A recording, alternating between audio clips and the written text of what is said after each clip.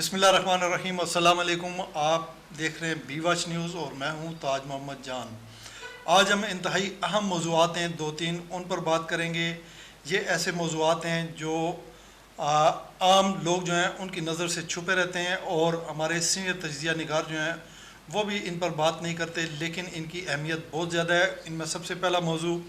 आज आपको पता है सहाफ़त की आज़ादी का आलमी दिन मनाया जा रहा है, पाकिस्तान में भी मनाया जा रहा है। इस मौका पर हुकूमत ने जो ना पाकिस्तान के साफ़ियों को खुशखबरी दी है। ये खुशखबरी इन्वर्टेड कॉमर्स में है। सहाफ़त का गला घोंटने की तैयारियां हो रही हैं, इस पर बात करेंगे। इसके अलावा वाइट पेपर शाया किया है पाकिस्तान तहरीक इंसाफ ने, उस पर मुख्तलिफ़ लोगों ने मुख्तलिफ़ तबसरे किए हैं। एक सबसे दिलचस्प तबसरा जो है ना तलाल चौधरी साहब का है कि स्याह करतूत जो है ना वो सफ़ेद नहीं हो सकते वाइट पेपर के छपने से। इस पर कुछ थोड़ी सी डिटेल से बात करेंगे। और सबसे अहम और धमाकेदार ख़बर जो है ना वो ये है कि इस्लामाबाद के तीनों हलके जहां पाकिस्तान तहरीक इंसाफ के उम्मीदवार जीते थे और फॉर्म 47 के मुताबिक उनको हरवाया गया था, वो दोबारा पाकिस्तान तहरीक इंसाफ को मिलने वाले हैं। ये क्या मामला है, कैसे मिलेंगे, इस पर बात करेंगे। और इसके अलावा साबिक़ कमिश्नर रावलपिंडी जिन्होंने प्रेस कॉन्फ्रेंस की थी धांधली के ख़िलाफ़ कि भाई इस तरह धांधली हुई है, मेरा ज़मीर जो है ना मेरे ऊपर बोझ डाल रहा था, इसलिए मैं बेनकाब करता हूँ। वो लंबी चौड़ी जो उनकी प्रेस कॉन्फ्रेंस थी उसकी डिटेल में हम ज़्यादा नहीं जाएंगे, बस इतनी बात करेंगे कि एडिशनल सेशन जज जो है वहाँ पे आईनी दरख्वास्त दी गई थी कि उनको प्रोड्यूस किया जाए, उनसे पूछा जाए, उनको ढूंढा जाए। लेकिन वकला ये कहते हैं कि कमिश्नर जो है ना वो कहीं भी अवेलेबल नहीं है, ना सरकारी रिहाइशगाह पर, ना अपनी निजी रिहाइशगाह जो रावलपिंडी में है, और ना ही गाँव में। ये मौज़ूआत हैं, इन पर बात करेंगे। इन पर बात करने के लिए मेरे साथ स्टूडियोज़ में मौजूद हैं सीनियर साफ़ी, किसी तारुफ़ के मोहताज नहीं, इंसार चौधरी साहब। इनसे जो ना इन मौज़ूआत पर तजिया लेते हैं। सबसे पहले चौधरी साहब आपका शुक्रिया, और फिर आपको मुबारक कि आज सहाफ़त का आलमी दिन है, पाकिस्तान में भी ये दिन मनाया जा रहा है। मैंने शुरू में आपको बताया था कि हुकूमत ने खुशखबरी दी है। खुशखबरी इन्वर्टेड कॉमर्स में इस मौका पर सहाफ़त की आज़ादी के दिन के मौका पर हुकूमत की जानिब से ख़बर आई है कि वो सोशल मीडिया जो है उसका गला घोंटने जा रही है, उसके लिए कुछ जो ना क़वानीन बनाए जा रहे हैं। ये क्या मामला है चौधरी साहब, इसकी थोड़ी सी तफसीलात बताइएगा। ताज साहब बहुत शुक्रिया, आपने इंतहाई मैं समझता हूँ कि अहम मौजू की तरफ जो है ना वो मेरी तवज्जो भी और हमारे जो नाजरीन हैं उनकी तवज्जो भी मबजूल करवाई है। असल में देखें, गुजारिश ये है कि सोशल मीडिया का जो मामला है ये कई जो है ना बल्कि मैं समझता हूँ महीनों से जो था वो ज़ेर बहस था। और इसके ऊपर आपने देखा कि कल जो हमारे आर्मी चीफ़ हैं जनरल आसम मुनीर, उन्होंने भी एक ख़िताब किया है। और वो ख़िताब जो था, अगर आप तो मेरा मतलब है कि उसका अगर बारीक बीनी के साथ जायज़ा लें तो उन्होंने भी जो है वो बड़े दबंग अल्फाज में इस बात का इज़हार किया है कि जो बेजा तनकीद और इल्ज़ाम तराशी होती है सोशल मीडिया की जानब से, ये जो है ना वो बंद होनी चाहिए। तो इसके ऊपर जो है हुकूमत ने काफ़ी जो है वो सोच विचार किया। और फिर अब जो है जो सुनने में आ रहा है वो ये है कि हुकूमत जो है वो एक डिजिटल सोशल मीडिया अथॉरिटी का जो है ना वो क़याम जो है ना वो ला रही है। और ये जो अथॉरिटी होगी ये अथॉरिटी ख़ुद मुख्तार होगी, जैसे कि पिमरा ख़ुद मुख्तार है, जिस तरह वो रेगुलेट करता है हमारे जो सेटेलाइट चैनल हैं इस तरह। और ये अथॉरिटी भी जो है ये सोशल मीडिया पर जितने भी हमारे ये चैनल हैं, चाहे वो यूट्यूब है, चाहे फेसबुक है, चाहे वो इंस्टाग्राम है, दीगर जितने भी हैं, इन तमाम को जो है वो रेगुलेट करने के लिए रेगुलेट किया जाएगा। और इनके ऊपर चेक एंड बैलेंस कायम करने के लिए अथॉरिटी का क़याम जो है वो आइंदा चंद दिनों तक जो है वो मुतवक्को है। और इसमें जो कुछ क़वानीन जो हैं वो बनाए जा रहे हैं ताकि सोशल मीडिया के ऊपर जो इस वक्त मेरा मतलब है कि बेजा तनकीद होती है, या मेरा मतलब है कि एक शिफ नफ्स इंसान की पगड़ी उछाली जाती है, या आप मेरा मतलब है कि ख़बरों के पीछे जो झूठ है और सदाकत उनमें कोई नहीं होती, वो फेक खबरें जिसको आप कहते हैं, वो अगर आप करते हैं तो उसका आपको जवाब दे देना पड़ेगा कि आया कि ये खबर आपने कहाँ से ली है, ये कंटेंट इसका खबर का क्या है, और ये खबर का सोर्स जो है वो आपको बताना पड़ेगा। जी चौधरी साहब बिल्कुल सही है, ये बड़ी अच्छी बात है। लेकिन चौधरी साहब इसमें काफ़ी सारे जो ना पहलू ऐसे हैं जो बहस तलब हैं। एक तो आपको पता है कि इसी सोशल मीडिया के तवस्सुत से पूरी दुनिया जो ना एक ग्लोबल विलेज बन चुकी है। इस पर मुझे कुछ ज़्यादा कहने की ज़रूरत नहीं है। मैं सिर्फ ये कहूँगा कि आपका जो मेन स्ट्रीम टीवी मीडिया है, चैनल्स हैं, वो अखबारात अब बहुत पीछे रह गए हैं। जो साहब कोई भी खबर होती है वो मिनटों सेकंडों में दुनिया के एक कोने से दूसरे कोने तक पहुंच जाती है सोशल मीडिया के ज़रिए। उसमें आपका ट्विटर है, फेसबुक है, और फिर जो आपके यूट्यूब चैनल हैं, यूट्यूब पार्टनर जो ये व्लॉगर्स हैं वो शामिल हैं, और इस तरह के और भी जो है ना काफ़ी सारे प्लेटफार्म्स हैं। तो ये प्लेटफार्म जो है ना ये इस वक्त बहुत ज़्यादा जो है ना काम कर रहे हैं, और बिल्कुल जो है ना एक मादर पिदर आज़ादी जो होती है उसके हक़ में तो हम भी नहीं हैं। इसमें कुछ कदगनें ज़रूर लगाई जानी चाहिए, लेकिन जिस तरह ये आपने कहा ना जी कि हुकूमत कानून ला रही है, तो हमें डर ये लग रहा है या ये लगता है कि जिस तरह एक्स या साबका जिसको ट्विटर कहते थे उसको जो है ना मुसलसल बंद रखा गया, फिर कोई भी मौका होता है ऐसा जहाँ जैसे कुछ मैच हो रहा है या कुछ ऐसी एक्टिविटी हो रही है, तो एक तो ये बंद कर दिया जाता है, इंटरनेट बंद कर दिया जाता है, फिर जो है ना सोशल मीडिया के मुख्तलिफ प्लेटफार्म जो है ना उनको यकदम जो है ना वो बंद कर दिया जाता है, बजाय इसके कि उनको सिरे से ख़त्म किया जाए या कदगने लगाई जाए। आप कुछ ऐसा इंतज़ाम करें कि ये मादर पिदर आज़ादी जो है इस पर काबू पाया जाए। और जिस तरह के वो होता है अपना, आप देखते हैं फेसबुक पर या दूसरे जो सोशल मीडिया के प्लेटफार्म्स हैं वहाँ पे आप भी इत्तेफाक करेंगे, मैं भी जो ना इसको बिल्कुल दुरुस्त समझता हूँ कि काफ़ी ख़बरें जो है ना उनमें कोई हकीकत नहीं होती। चोई साहब क्या कहेंगे आप? जी ताई साहब, गुजारिश ये है कि जैसा कि आपने फरमाया है ना कि कोई किसी चीज़ को भी जो है वो मादर पिदर जो है वो आज़ादी हासिल नहीं होनी चाहिए। और स्पेशली जो सोशल मीडिया की इस वक्त हम बात कर रहे हैं और हुकूमत ने जो फ़ैसला कर लिया है जो इसको मेरा मतलब है कि रेगुलेट करने का, तो उसमें भी मैं आपको ने बड़ी एक अहम बात की है कि पाकिस्तान में एक अरसा से जो है वो एक्स जो है वो बंद है, और इसी तरीके से मेरा मतलब है कि अब हुकूमत मज़ीद आगे क्या करने जा रही है, तो मैं आपको वो थोड़ा सा बताऊँगा हुकूमत क्या करने जा रही है। अब हुकूमत सर ये करेगी कि हुकूमत के कई जो इस वक्त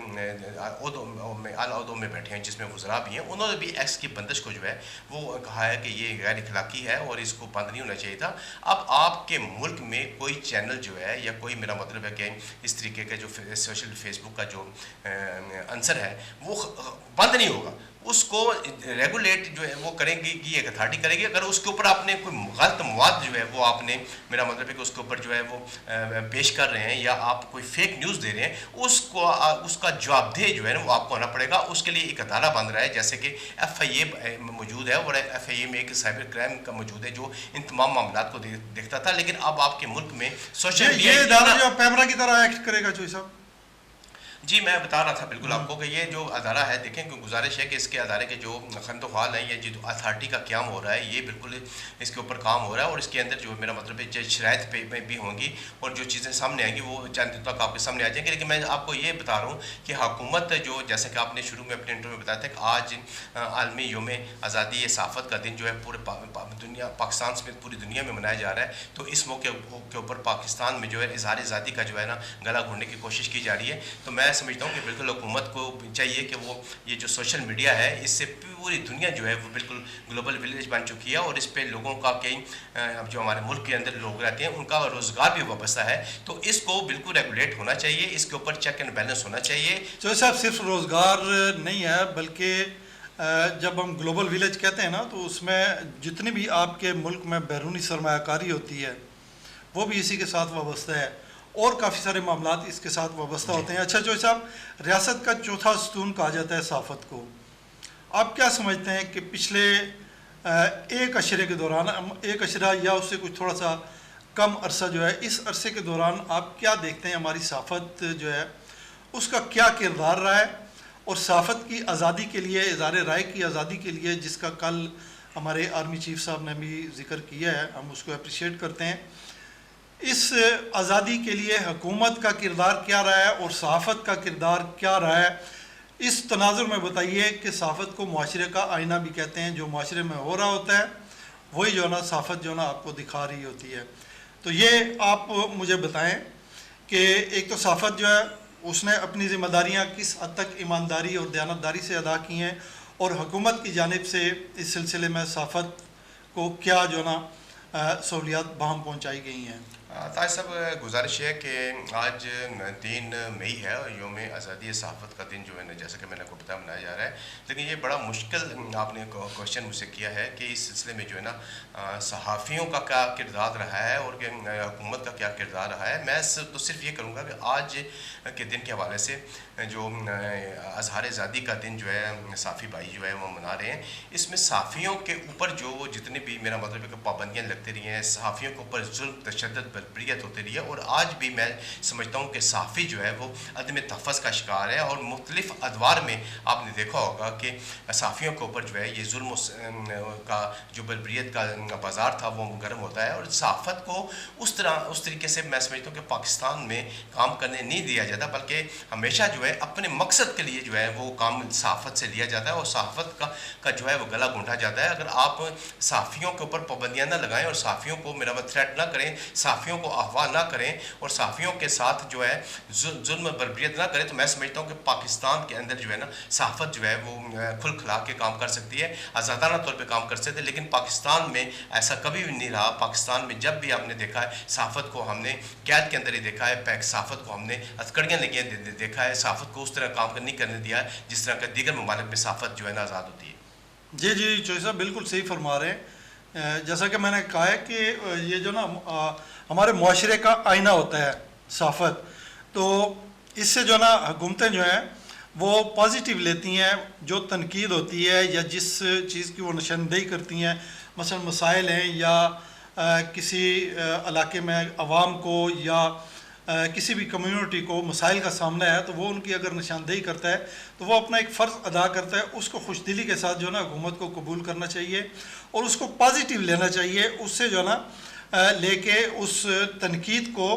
उस जगह पर जहाँ पे कुछ ख़राबी मौजूद है इस्लाह की कोशिश करनी चाहिए। जी बिल्कुल, ताज़ साहब ने दुरुस्त फरमाया। और मैं आज के दिन की मुनासबत से हुकूमत वक्त से ये बिल्कुल मुतालबा करूँगा कि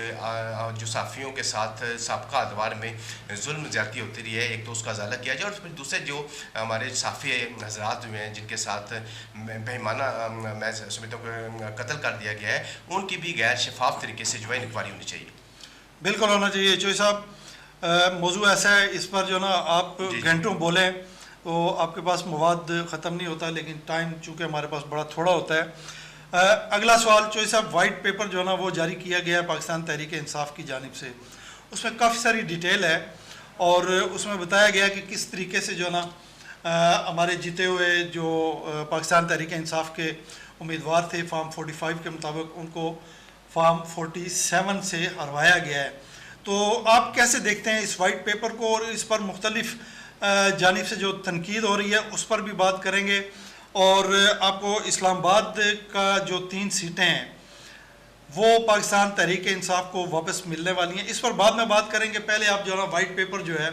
उस पर कुछ इज़हार ख्याल फरमाएँ कि ये क्या है। ताज साहब, गुजारिश है कि पाकिस्तान तहरीक इंसाफ ने जो है ये तकरीबन 300 सफ़ात पर मुश्तमिल जो वाइट पेपर है ये बिलाखर जो है शाया कर दिया है। काफ़ी अर्से के से इसके ऊपर काम हो रहा था, लेकिन अब जो इसके मतलब तो उन्होंने काफ़ी सारी चीज़ें जो हैं वो वाइट पेपर में बताई हैं कि कौन कौन से हल्के में जो है उनके उम्मीदवारों को जो है वो फार्म 47 के ज़रिए जो हरवाया गया, जबकि फार्म 45 में वो कैंडिडेट जो हैं वाज़ह अक्सरियत के साथ जीते हुए हैं। और इस तरीके से दीगर जितने भी, मेरा मतलब है कि इंतखाबात में जो आपके मुल्क के अंदर जो इंतखाबात मुनक़द हुए थे उसके अंदर धांधलियाँ हुई हैं, वो सारी जो है ना वो उस वाइट पेपर में जो है ना वो की गई है। लेकिन इसका जो वाइट पेपर का मकसद है, आखिर में जो उन्होंने इस वाइट पेपर में मुतालबा किया है पाकिस्तान तहरीक इंसाफ के रहनुमाओं ने, उन्होंने कहा है कि हम चाहते हैं कि ये जो हमारे इल्ज़ामात हैं, ये जो हमारी जो ये वाइट पेपर का शाया करने का जो हमारा मकसद है वो सिर्फ़ और सिर्फ ये है कि जुडिशल कमीशन जो है ना इस तमाम मामलात के ऊपर जो है वो उसकी तश्कील होनी चाहिए। और ये जो हमने हमारे जो इल्ज़ामात हैं या हमारे जो तहफ़्फ़ुज़ात हैं, आप इसके ऊपर जो है कि आज़ाद जो है ना वो जुडिशल कमीशन कायम करके उसकी इंक्वायरी करवाई जाए। क्योंकि उन्होंने कहा है कि हम तकरीबन 180 के करीब जो है ना पाकिस्तान तहरीक इंसाफ को जो है वो सीटें जो है वो पूरे मुल्क से जो है वो हासिल थी। और इस अगर वो ये सीटें पाकिस्तान तहरीक इंसाफ को मिल जाती है तो पाकिस्तान तहरीक इंसाफ जो है वो हुकूमत बनाने में के हक़ बजानब होती है, लेकिन उसको हुकूमत बनाने नहीं दिया गया, बल्कि जो लोग चोरी का मैंडेट लेकर आए हैं उन्होंने हुकूमत बना ली है। जी बिल्कुल चौधरी साहब, ये बात भी है। और 96 तो सीटें उनके पास इस वक्त भी मौजूद हैं। और उसी वाइट पेपर में ये भी बताया गया जी कि 73 सीटें जो हैं फॉर्म 45 के मुताबिक जीते हुए थे जो उम्मीदवार हमारे पाकिस्तान तहरीक इंसाफ के, उन्होंने पिटिशन्स दायर कर रखी हैं मुख्तलिफ इलेक्शन ट्रिब्यूनल्स में, और उनका अगर फैसला हो जाता है 180 दिनों के अंदर, अब मेरा ख्याल है 180 दिन होते हैं, उसमें आधे तो दिन गुजर भी चुके हैं, तो उनका ये कहना है अगर उन पर फैसला होता है तो ये 72 सीटें जो है ना ये भी इनके साथ मिल जाएंगी, और सिंपल मेजॉरिटी जो है 133 होती है, उससे जो है ना बहुत ज़्यादा हमारे पास मेजॉरिटी हो जाएगी और फिर जो है ना हमारी हुकूमत आ सकती है। बहरहाल इस पर जो है ना बहुत सारे जो है ना इसके पोर्शन हैं और नुकात हैं जिन पर बहस की जा सकती है, लेकिन इस पर तबसरे भी जो है ना चौधरी साहब जी बिल्कुल हो रहे हैं। बिल्कुल हाँ, देखिए ना, गुजारिश है कि इसके पर तबसरे ये जो वाइट पेपर छाया हुआ है, ये वाइट पेपर किसके खिलाफ छाया हुआ है? वाइट पेपर जो आपकी मौजूदा हुकूमत है, जो इत्तेहादी हुकूमत है, ये वाइट पेपर उसके लिए छाया हुआ है। और अब जो हुकूमत में जो बैठे हुए लोग हैं उन्होंने इस जो वाइट पेपर को है वो इसको यकसर मुस्तरद करते हुए उन्होंने कहा है कि ये वाइट पेपर जो है ये मेरा, इनको अगर आप पाकिस्तान तहरीक इंसाफ ने निकालना था तो उनके अपने जो काफ़ी सारे मामलात हैं उनके ऊपर वाइट पेपर सामने लेके आते, लेकिन उन्होंने उसके ऊपर वाइट पेपर नहीं निकाला, और ये हमें जो है ना धांधली का जो इल्ज़ाम हम पे वो नहीं चौधरी साहब, वो तो खैर ये फिर जवाब दर जवाब हो जाता है, वो दूसरे मामलात की बात अगर ये करेंगे कि भाई PTI वाले वो मामलात लेके आएँ तो फिर इधर भी दूध के धुले हुए नहीं हैं, इन पर भी बहुत सारी बातें आती हैं। तलाल चौधरी साहब ने बड़ी ज़बरदस्त बात की है और मुझे उस पर बड़ी हंसी आई है कि उन्होंने ये कहा जी कि वाइट पेपर जारी करने से स्याह करतूत जो हैं वो सफ़ेद नहीं होंगे। ये कौन से करतूत? ये वाले जो करतूत हुए हैं फॉर्म 45 को 47 में तब्दील करना, फिर 47 फॉर्म जो है उस पर भी लकीरें कटिंग इस तरह के, फिर उससे पहले जो लेवल प्लेइंग फील्ड नहीं दी गई, वो बहुत सारे मामलात हैं, पाकिस्तान तहरीक इंसाफ से निशान भी छीना गया। इनको काले करतूत कह रहे हैं कि ये वो सफ़ेद नहीं हो सकते। नहीं, मुझे तो नहीं पता, ये मेरा मतलब कि वो काले करतूत जो है वो किसको कह रहे हैं। नहीं, वो आपके बड़े करीब है ना। वो करीब तो मेरा मतलब है कि अपनी बात आपकी दुरुस्त है, लेकिन सर गुजारिश है कि जैसे कि मैंने आपको बता रहा था कि जो हुकूमती जो वज़रा हैं, जो मशीर हैं, उन्होंने भी वाइट पेपर के ऊपर अपना जो है ना मौक़िफ़ इख्तियार किया, लेकिन गुजारिश ये है कि वाइट पेपर के अंदर जो मेरा मतलब चीज़ें हैं वो आपके सामने हैं, उस पे ऊपर उन्होंने जो अपने खदशात का तफुज़ात का इज़हार किया है पाकिस्तान तहरीक इंसाफ ने, तो वो यही किया है कि ये जो मौजूदा हुकूमत है ये धांधली की पैदावार है, और इस हुकूमत को जो है हम चाहते हैं कि ये जो इसलिए उन्होंने एक आज़ादाना जो है ना वो जुडिशल कमीशन के क़याम का मुतालबा किया है। मैं समझता हूँ कि तलाल चौधरी साहब ने जो बातें की हैं, अगर तो मेरा मतलब है कि आप इनको ज़ेरे बहस लेके आएंगे तो फिर हमारे पास जो है ना वो बात करने के लिए इतना वक्त नहीं होता हमारे पास कि हम इसको पूरा कवर करें। तो ये हर आदमी अपने अपने जो है ना वो सेंस में बात कर रहे हैं। जी चले, हम इस पर ज़्यादा बहस नहीं करते। चौधरी साहब, इस्लामाबाद की तीनों नशिस्तें 46, 47, 48, ये आपको पता है कि बताया ये जा रहा था कि पाकिस्तान तहरीक इंसाफ जीती है। फॉर्म 45 जो ना हमें दिखाए भी गए थे, फिर बाद में जो ना 47 फॉर्म 47 के मुताबिक जो ना वो पाकिस्तान मुस्लिम लीग नून के जो उम्मीदवार थे उनको जितवा दिया गया।